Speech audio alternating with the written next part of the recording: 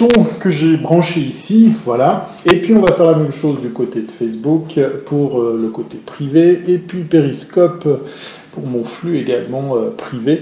Voilà, je vous cause parce qu'en fait je fais du remplissage, hein, le temps de mettre tout ça en route. Et puis normalement, je devrais pouvoir vous suivre sur,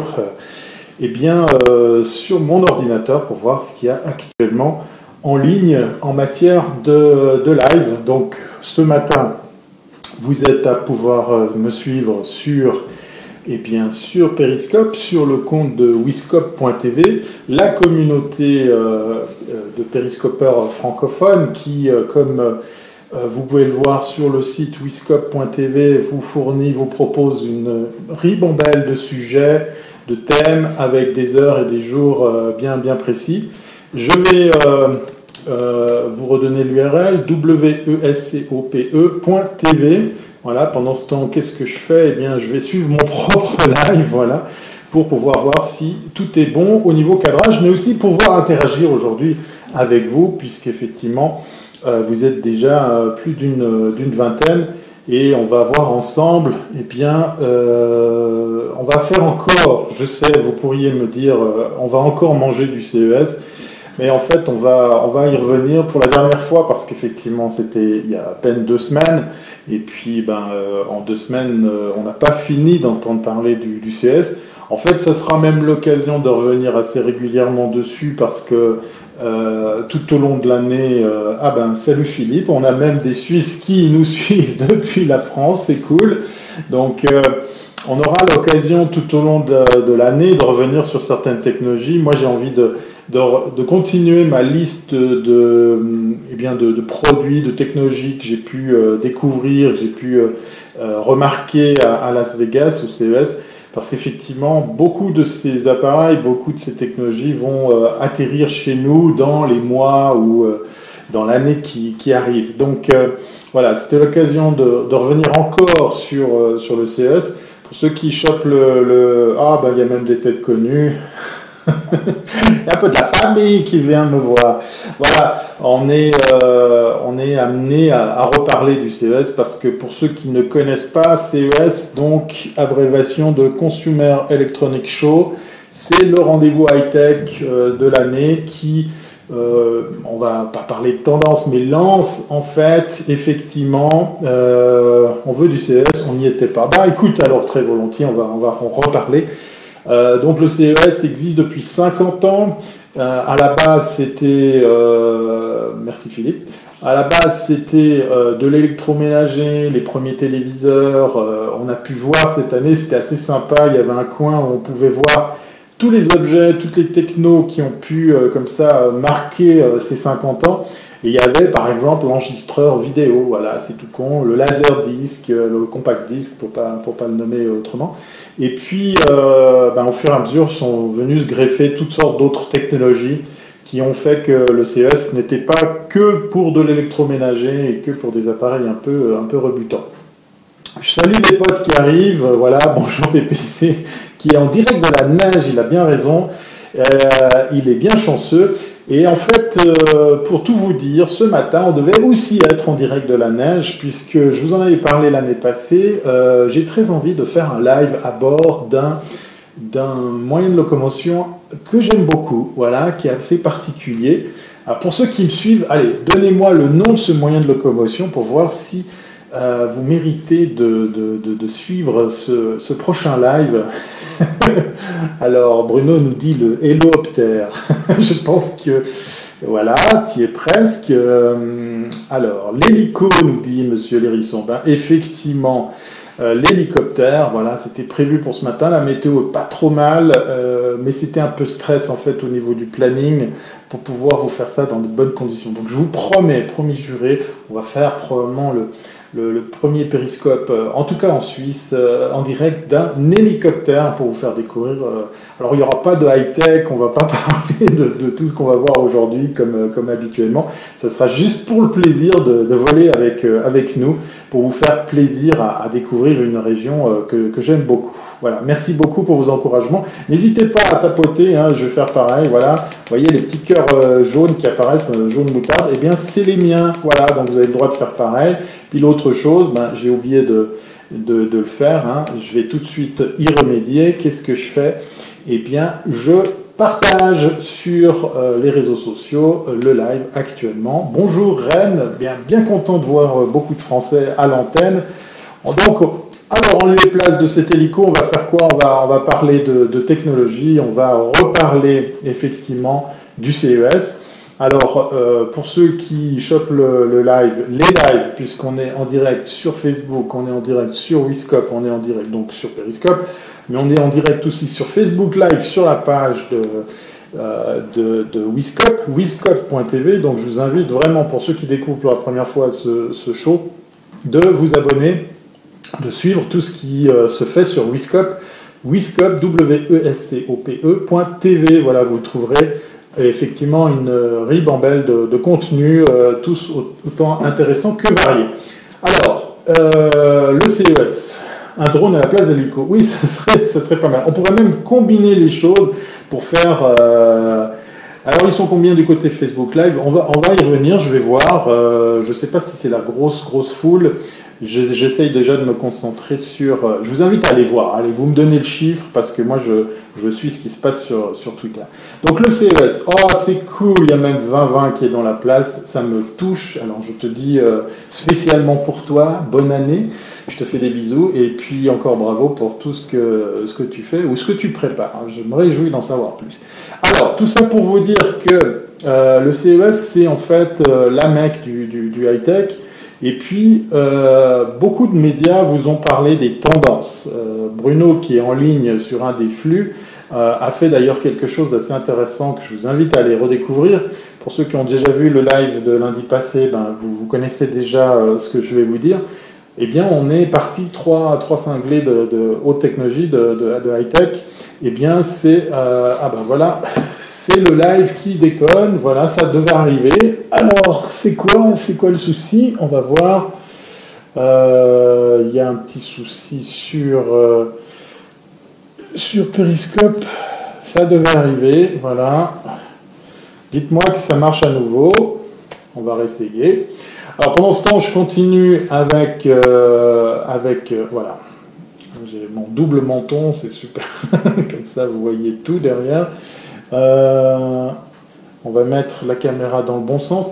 Vous voyez l'arrière du décor comme ça. Hein, c'est cool parce qu'effectivement, voilà, c'est la neige, c'est le soleil qu'on voit derrière. Je vais essayer de régler ça. Voilà. Donc, Bruno, puisque effectivement, alors ça revient, c'est parfait. Bruno, qui est un des trois comparses avec qui on est allé au CES à Las Vegas, a eu une idée assez folle, assez conséquente aussi en matière de travail, c'est de cartographier l'entier des stands de l'Eureka Park. Alors qu'est-ce que c'est l'Eureka Park? C'est la zone dans laquelle on va découvrir des nouvelles technos sous la forme de stands. Écoute Laurence, content effectivement qu'elle regarde tout ça pour pouvoir s'en servir pour la formation. Alors, cet espace-là, au Venetian Hotel, regroupe tous ceux et celles qui viennent avec des nouvelles technos pour gagner des prix, pour gagner une reconnaissance CES, et ainsi après, grâce à cette reconnaissance, mieux défendre leurs projets pour du Kickstarter, du Indiegogo, enfin bref, pour faire appel à du crowdfunding et financer effectivement leur projet.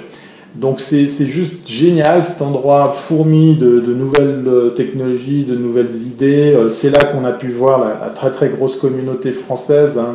On le répétera jamais assez, mais ils étaient vraiment très très très présents. Dites-moi si ça fonctionne toujours du côté de Periscope. Je vois quelques petits lags. On va dire que voilà, ça suit, ça marche.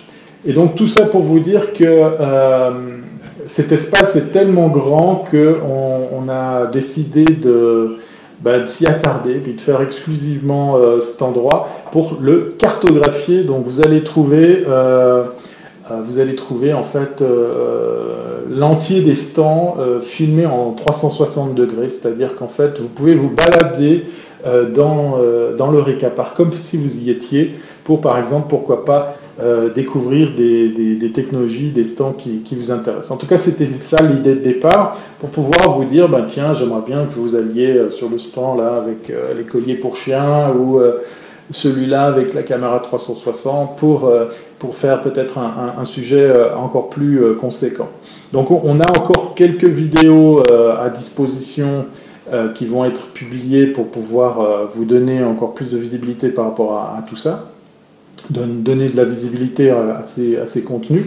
Et puis, en fait, beaucoup de médias se sont exprimés sur la tendance, sur la technologie. Tu as vu ton nom 2 fois dans mon commentaire. Vous parlez entre vous, c'est parfait. Je vous laisse gérer. Donc, en fait, ce qui s'est passé, c'est que chaque année, il y a des médias, il y a des gros acteurs de l'actu du tech qui s'y rendent. Et puis, dans les tendances qui sortent assez souvent, même si elles ne sont pas forcément nouvelles, parce que en fait, la technologie existe depuis longtemps. Par exemple, beaucoup ont parlé des voitures connectées ou des voitures intelligentes, des voitures autonomes. En fait, il faut savoir que la tendance n'a pas augmenté, elle n'est pas plus grande, elle a peut-être simplement, cette technologie, plus de visibilité. Mais ça fait quand même plusieurs années qu'en fait, on est sur de la voiture connectée, sur de l'intelligence embarquée pour les véhicules, pour les voitures, par exemple. Donc, c'est très difficile, en plus, pour ceux qui ne sont jamais allés au CES, de vous dire, je vais tout voir, je vais tout passer en revue, et puis je pourrais dire exactement tout ce qui se fait en matière de technologie pour pouvoir vous donner un aperçu. Donc moi, je n'ai pas la prétention aujourd'hui de vous dire ce qu'est le CES pour vous dire, voilà, cette année, c'est l'année de machin truc. Mais en gros, j'ai quand même envie de vous donner 2 ou 3 pistes. Donc, on a parlé des voitures connectées, on a parlé de smart home, donc tout ce qui parle de technologie à bord, à l'intérieur de votre maison, pour par exemple piloter les stores, la domotique, le chauffage, ce genre de choses, les portes connectées, les applications de surveillance qui vont avec, etc. Et en fait, le gros truc, c'est que tout ce petit monde vient avec un standard, 2 ou 3 en fait. On entend très souvent parler de Amazon, puisqu'effectivement Amazon a ce fameux device en forme de cylindre avec qui vous pouvez converser pour pouvoir par exemple lui demander de vous faire des choses comme par exemple commander quelque chose en ligne, mais pourquoi pas vous passer un morceau de musique ou piloter justement des appareils connectés en domotique. Donc c'était assez fou de voir que Amazon était très présent sans être présent. J'entends par là que beaucoup d'exposants venaient avec la compatibilité avec ce système pour pouvoir vous dire, ben voilà, c'est compatible, ça fonctionne. Merci. C'est cool de passer pour un jeune, ça fait toujours plaisir. Donc, en fait, Alexa, comme le système de chez Apple, HomeKit, était là pour vous dire, en fait, voilà, ces appareils commencent à communiquer avec ces grandes marques, avec ces grands standards. C'est assez simple, en fin de compte, de faire interfacer un appareil de domotique connecté à votre domotique pour que vous puissiez le piloter. Et IFTTT, TT, voilà, exactement, Bruno, merci de le dire. Beaucoup d'appareils qui viennent avec ce fameux site ou langage, on pourrait bientôt parler d'une norme, IFTTT, en fait c'est l'abréviation, si il se passe ça, fais ça, et après fais ça. If, then. Voilà, en gros c'est un site super facile à utiliser pour créer des actions. Vous avez derrière moi par exemple, je ne sais pas si on le voit bien, vous avez derrière moi la Matrix, un petit boîtier qui affiche toutes sortes de news comme ça, mais à qui on peut filer toutes sortes d'actions. Vous devriez voir la météo locale et toutes sortes de choses qui défilent. Ben, on peut, avec ce genre d'appareil, créer une interaction. Par exemple, je suis en train de tester quelque chose qui va signaler ici sur son écran le fait que je suis dans la région de Lausanne, c'est-à-dire que je suis en train de rentrer, par exemple, à la maison. Donc, on peut se servir de ces triggers, ces interactions, pour pouvoir développer des actions. Donc, comme par exemple ici, tout simplement dire à la métrique, qui est ce boîtier très très sympa, qu'on avait d'ailleurs vu au CES l'année passée, d'afficher tel ou tel message suivant effectivement tel ou tel test. Donc par rapport à ça, en fait, le CES, on va dire que c'était pas que de la domotique, que du Amazon.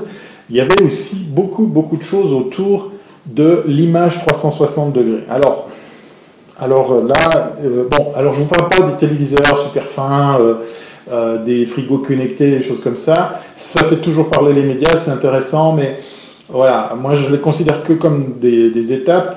Une étape importante, on vient de la citer, c'est effectivement, oui, les Insta 360 étaient présentes, effectivement, mais j'ai vu beaucoup de choses en matière de 360. Je reviens juste sur le coup du frigo. Ce sont que des étapes pour vous dire qu'en fait, l'objet connecté va venir méchamment s'intégrer partout. Alors, il y a un peu de tout, hein, c'est un peu too much en matière d'objets connectés. J'ai vu par exemple des colliers pour chiens et chats.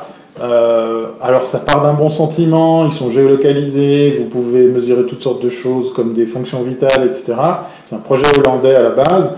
Ben, en fait, ils ont même intégré un vibreur, puis vous pouvez délimiter des zones comme ça, par exemple dans un lieu de vie, comme un appartement ou même un terrain, pour dire au-delà, ben hop, on va lui faire vibrer le collier pour lui signaler que là, monsieur ou madame le chat va un peu trop loin. Bon. Tout ça interconnecté, bien évidemment, avec votre smartphone. On a même trouvé des litières pour chats interconnectées. Donc c'est assez sympa de savoir que votre chat fait pipi ou caca.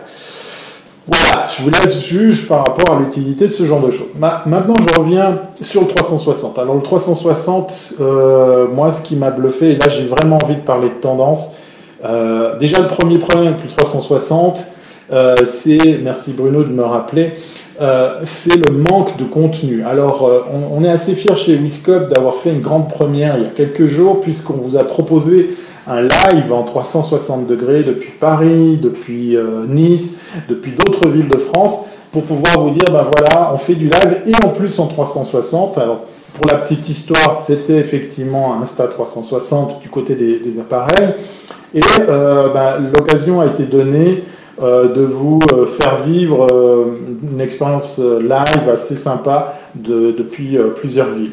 Alors ce que vient de me souligner notre ami Bruno, qui était un des 3 comparses avec qui on est allé à Las Vegas, ben, c'est qu'il y avait plusieurs caméras 360 en forme de boule, et en fait il y avait 2-3 modèles qui avaient un trait commun. Elles étaient équipées de 64 micros. Vous imaginez, une boule, pour certaines c'était proche du ballon de football, hein. C'est vraiment quelque chose d'assez conséquent, d'assez gros. Donc on imagine déjà le nombre de caméras disposées sur la boule permet vraiment de parler d'immersion en matière d'image. On n'est pas juste là avec 2 lentilles, une gauche à droite, enfin, devant, derrière. On est vraiment avec un procédé de prise de vue tellement global que là, pour le coup, je pense que le traitement de l'image est vraiment optimal. Mais pire encore, eh bien, en fait, cette boule était équipée de 64 micros, lui conférant effectivement un enregistrement audio, je pense, de très très haute fidélité.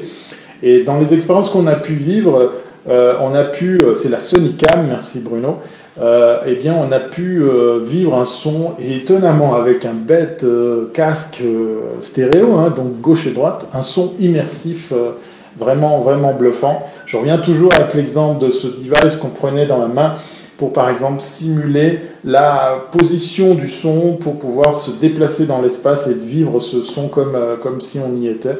C'était vraiment de très très belles factures. Et je pense que là, on peut parler de tendance. Il y a encore beaucoup de choses qui sont encore à inventer du côté du son. On avait déjà vu par exemple l'année passée nos copains français avec, j'ai oublié le nom, je vais demander à Bruno si dans l'oreillette il m'entend.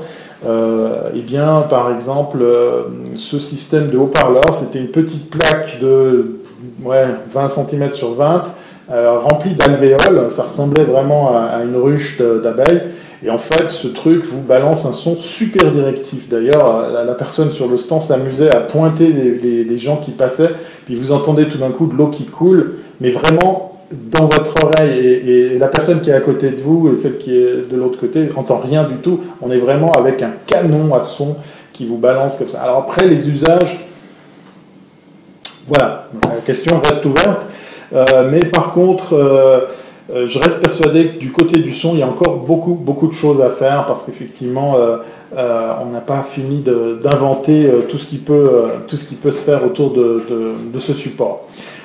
Et puis on va terminer sur le petit truc rigolo. J'avais quelques objets, je voulais vous citer. Moi, il y a par exemple un truc, nos copains de Samsung. C'est d'ailleurs eux qui, grâce à eux l'année passée, m'ont fourni cette solution de son. Alors là, je l'utilise à double parce qu'en fait, j'ai décidé d'utiliser un son sur un autre device. J'ai un récepteur sans fil Samsung qui va sur mon smartphone. Tout ça, ça vaut même pas $100. Donc il y a un kit main libre là avec un micro sans fil et puis le récepteur côté smartphone. Donc vous avez un petit micro cravate, mais vous pouvez aussi travailler avec un micro main. Eh bien, Samsung va sortir, je vais essayer de vous sortir les références, va sortir dans quelques semaines, dans quelques jours, Go Mic Mobile, un système sans fil professionnel pour les faiseurs de films. Ouais, je traduis, voilà. En fait, c'est assez balèze. C'est un boîtier qui vient, alors pour le coup, derrière votre smartphone, qui se connecte aussi en Lightning. Donc pour tous ceux qui ont envie de faire du live, comme à l'image de ce que vous voyez aujourd'hui, puis qui ont envie de soigner un peu le son. Aujourd'hui, par exemple, j'ai décidé, pour ceux qui nous suivent sur Facebook Live, sur la page Facebook Live de Wiskop, j'utilise la Mevo et j'utilise pas le son de la caméra. J'ai décidé d'utiliser un micro cravate branché sur mon iPad de contrôle et j'injecte ce son-là, ce qui devrait être pas mal du tout. Donc du coup, par rapport à ce que propose Samsung, eh bien, pour $200, normalement on devrait être à même de pouvoir le commander autour du fin février, début mars. Pour $200, vous avez un système qui est pas plus grand qu'un paquet de cigarettes, moins épais, qui peut venir comme ça se clipper derrière votre smartphone et qui a 2 entrées audio. Donc dans le cas précis, vous pouvez comme ça faire vos interviews avec par exemple vous et votre invité. Et tout ça se connecte avec la prise Lightning sur votre smartphone. Et puis si vous êtes amoureux des appareils photo, eh bien ça fonctionne aussi très très bien sur votre DSLR pour par exemple brancher 2 entrées audio sur un appareil photo. Voilà, je pense qu'une fois que je l'aurai reçu, j'en reparlerai. Je vais simplement vous inviter à aller voir. On va peut-être virer un petit peu de monde là, je crois. Voilà, merci. Il y a de temps en temps, voilà, c'est la rançon du succès. Il y a de temps en temps un petit peu de troll. On va arrêter de les appeler comme ça. Alors, je viens de voir passer un truc pour les caméras 360 waterproof. Je vais peut-être pas forcément te répondre sur la question de la 360 waterproof, mais par contre, on a pu voir pas mal de choses en matière de drones qui vont sous l'eau. Voilà, il y a pas mal de choses. Et puis, bon, je vire parce que ça me saoule un peu. Voilà. Et puis, donc, du coup, il existe des drones. Alors, je ne sais pas si on peut appeler ça un drone parce que ça reste en filaire, mais vous avez des appareils qui permettent de faire de la prise de vue sous-marine et que vous pouvez télécommander assez facilement. On a vu pas mal de drones cette année, il y en avait presque tout autant que l'année passée. Ah ben effectivement, Bruno me confirme que la Nikon est waterproof. C'est vrai qu'elle a en fait un gros boîtier bien protégé, puisque en fait elle est vendue comme action cam.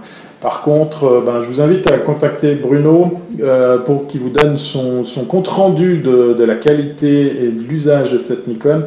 Il y a encore beaucoup de travail, voilà, du côté de la télécommande par exemple. Voilà, on va arrêter là. Si vous avez besoin d'infos, voilà, il y a des potes qui arrivent juste au moment où ça finit. Salut Jay. Eh bien, on va vous inviter à Suivre notre page Facebook wiscop.tv, voilà, vous pourrez comme ça découvrir la grille entière de ce qu'il y a.